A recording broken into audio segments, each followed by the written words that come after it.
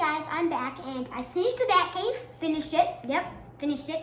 I'm just gonna walk you through the Batcave and so if you can bring the camera over here. If you remember my last video that I did yesterday, less than 24 hours ago, you remember the Batcave, all that. All that was back there. The Batboat was here. The Bat computer was there, but I've made some modifications to the Bat computer. So, I'm start with the modifications that I've done with the Bat computer. Now the biggest modification is that if you remember, I had the railing. I scooted the railing back, and I scooted the railing and stairs back, so I had enough room for this support column. And if you can bring the camera around the side, I added a yellow coffee cup, and I added a top screen up above. Right there, I added a top screen. So these columns, I didn't do that just for decoration. I did them so they can support Wayne Manor on top. Now this is just a little sliver of Wayne Manor, so unattack this. Okay, so here's Wayne Manor. Sorry about my table, it's so messy. Your table gets messy after you've made a huge bat cave. But here's Wayne Manor. Here's Wayne Manor. There's not, so on the outside, there's not much plant stairs going up. Now these stairs actually took a while to do. They weren't easy. They took a while to do. But then back here, you have the inside of Wayne Manor. So you have a custom couch. I originally built this for Catwoman, but kind of came in handy for a lot of different things. I've used this couch 2 times for Wayne Manor in my stop motion too. And over here, I just have a little dresser with a bunch of paper up there. And so all these minifigures are custom. The only custom thing but all these minifigures are custom. But the only custom thing on Bruce Wayne is his hairpiece. So kind of go through them. So this is Bruce Wayne. The only custom thing on him is his hairpiece. So, and this part's tiled. Now this is Dick Grayson, and this is Aunt Harriet, Dick Grayson's aunt. So there's that. I'll explain the UFOs flying around later. But so, if you can give me a second. Okay, now it's back up there. Oh, and there's a slide there. If you can see, there's a yellow slide. I made that up. So I could have done a pole to get down to the Batcave, but that would have to be so long and it wouldn't be functional. But this slide is a functional slide, so you can get down to the Batcave. Let me just find a minifigure. Okay, I'm going to use Captain Boomerang for example. So if you could come around here, the slide only works if you have it attached to the top of the Bat computer. Just put your minifigure here, and it spits you out right next to the costume area, about right there next to the stairs. Sometimes you kind of go off the Batcave, and sometimes you kind of go flying, and sometimes you can land in the evidence area. But there's that. Kind of goofy. But so now if you could bring the camera over here. One of the big differences, I made a half boat, half jet ski. So this pole is kind of based off a jet ski, steering wheel, and a chair. And then in the back, you have some major firepower with a machine gun that you could use to shoot down other boats because, you know, Batman doesn't really kill. But so there's that jet ski. I'm really happy how this one turned out. I think I'm more happy than. Okay, I'm sorry. I have a really bad case of allergies right now. But I think it turned out better than my Batboat. So now I'm just gonna go over here to the evidence table where he can scan chemicals. So you have some buttons, some canisters, a scanner, some more bottles, a screen, and some fingerprints on a music paper. And so I added the dinosaur back there, T-Rex, because Batman has a dinosaur in his in his Batcave, and I added that right behind the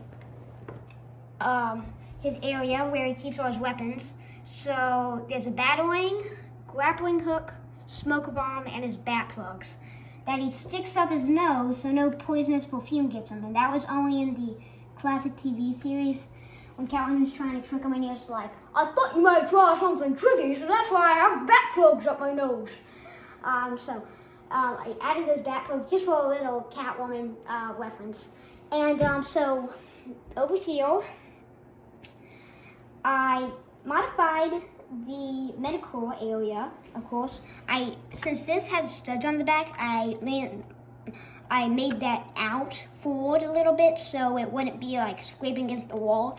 And then I also updated the bed so it's much more detailed with the little pillows there. And so I'm gonna do the watchtower last, but so I'm probably gonna do this last actually. But over here, you see Flash. I'm just gonna take this piece off. You see Flash in there, and he's actually not in the Batcave. So the general idea is that if somebody is like here, they're contacting, Flash, and Flash is somewhere else. I don't really have a Flash screen, so what I did, I built up a 3D Flash screen, and it's on just a base plate that he's standing on, the same base plate as all this stuff, but it looks like he's actually on a screen, especially when you put this up. If you can kind of get down low, it kind of looks like he's in a screen. See, but it's actually just on a base plate. So, here's that. You can, this is not called the Batcave. That computer, I just kind of made it up where he can contact any of the Just League members. And so, over here I have the training area. If you can kind of get back there. So I have a big weight, huge one, big weight, maybe, I don't know, maybe 500 pounds maybe, a super heavy weight. Over here you have a punching bag, which I'm really happy how that turned out.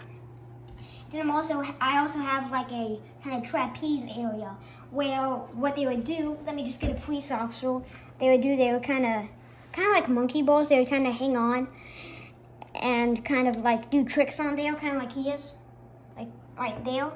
So they would kind of do tricks on there. So there's that. And I over here on the end of the Batcave, I added a barricade, which was in the classic TV series, which it would like be up, and then once the Batmobile came, it would like go down, and then it would go through it, then it would come back up. But it actually doesn't do that. It's just kind of like a reference. So I'm gonna do the Watchtower, and if you don't know what the Justice League Watchtower is, you'll learn in this video. So here's how you transport to the place where you communicate to the Watchtower. I'm just gonna use Captain Boomerang for an example. So you would get there, on this little dial, you would type it in, and it would teleport you up to the top of hill of where you communicate to the tower, and you could get on there and you would swivel around and communicate to the tower. And if you don't know what the Justice League Watchtower is, it's not actually a big tower. It's actually a big command center in space where Martian Manhunter and the Green Lantern hang out and send distress codes down to Earth. And they have like screens all around Earth. So the Watchtower, and this is how you communicate to it up here. And the Watchtower, I want to say, Martian Manhunter that works in the Watchtower, he's actually my second favorite superhero of all time after Batman, and then Flash is my favorite one after Martian Manhunter and Batman. So if you're wondering what these are, I built miniature because I couldn't build a huge watchtower in space. So what I did a little small watchtower, miniature watchtower right there, and then I did Brainiac's ship. And if you don't know who Brainiac is, if you know that Batman's biggest enemy is the Joker, well, Superman's biggest enemy is Lex Luthor and Brainiac. And Brainiac is an alien from another planet that has all this mind control stuff in a big ship. So that's that. And so my last thing Oh, and I forgot to show you, there's a stick on there. And my last thing is down here, you have all the villains' costumes, but I'm gonna do what this is over here. So you have the gun that killed the Waynes, and you have the crowbar that was used to kill Jason Todd Manoyle. And over here, you have some Batman stuff from different themes. So you have a Joker card, right there. You have, oops, let's see if I can get that back up. It's all about bouncing with the Joker card one. Over here, you have the Golden Egg, which in the classic TV series, Egghead stole. Egghead stole a golden egg, so there's that. And then over here, you have the Hush mask. So that's it for this place, and I can finally get to the costumes. Whew, finally, after all that, I'm getting to the costumes. So if you can bring it down. So I have the Riddler. Oh, and all these have accessories with their thing. I have the Riddler with his staff. I don't have the Riddler staff, so I just put a cane.